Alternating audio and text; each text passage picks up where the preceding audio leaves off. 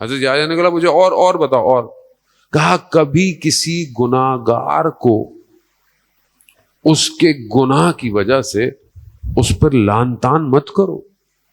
ہو سکتا ہے وہ توبہ کا مرتکب ہو چکا ہو سکتا ہے خدا کی بارگاہ میں اس کی معافی قبول ہو جائے. کسی کو بار بار کہنا کہ تم نے یہ کیا، تم نے غلط کیا، تم نے فلانا کیا، تم نے یہ کیا، کہا تمہارے نفس امارہ کو بربادی میں لے جائے گا. کہا جیسے میں یہاں آ گیا. کہا اور بتاؤ. کہا اپنے غضب سے بھی پناہ لے کر جاؤ. جیسے شہوت برباد کرتی ہے، غضب بھی برباد کرتا ہے. خوب یہ خود شناسی ہے زن موت.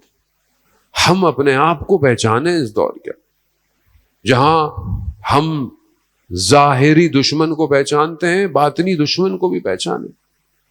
انسان کے اپنے اندر اس کا نفس اس کا دشمن ہے، اور معاشرہ اس کو فلیئر دے رہا ہے، فلیئر، آگ لگا رہا ہے، آگ.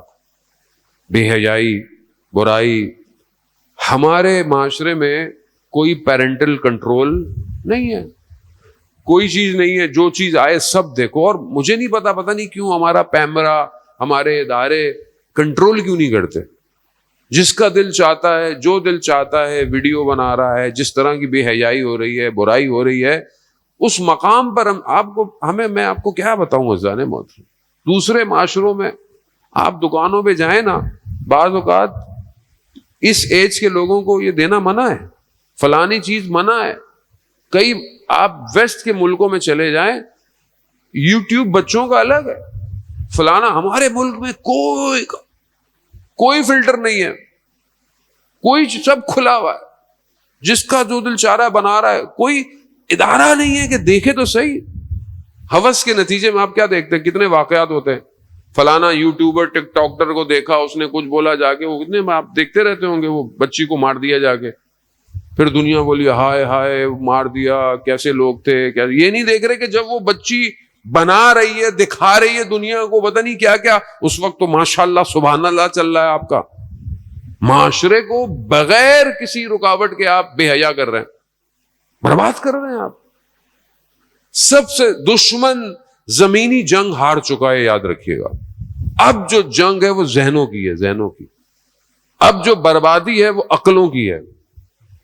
نشہ عقل کو زائل کر دیتا ہے. کیوں حرام ہے نشہ؟ کیونکہ نشہ کرنے والے کو یہ نہیں پتا ہوتا کہ اچھا کیا اور برا کیا ہے.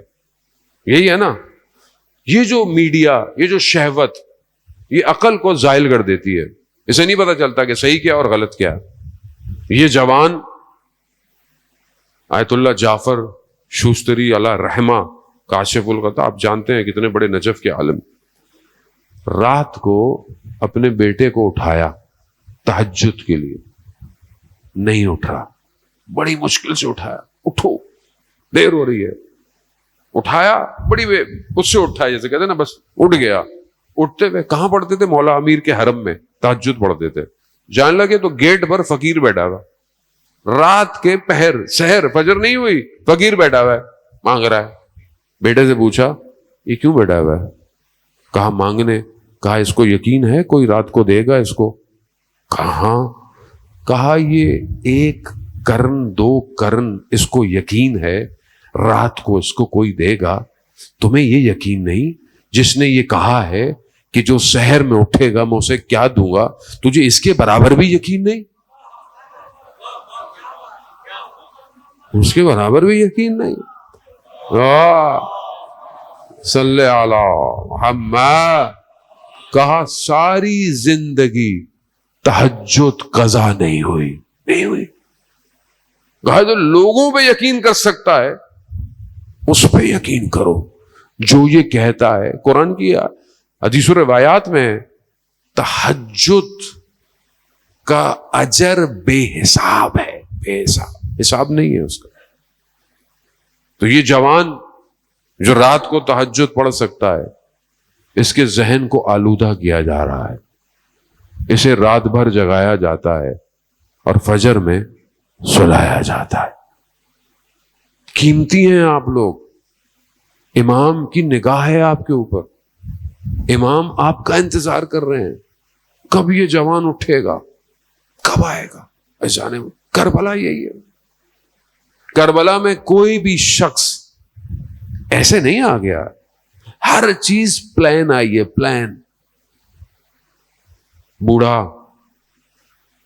جوان، غلام، دوست، سب ایسے ہیں. لوگوں نے بولا، بچہ تھا چھوٹا سا، چھوٹا بچہ وقت کے یزید کو للکارنے آیا تھا.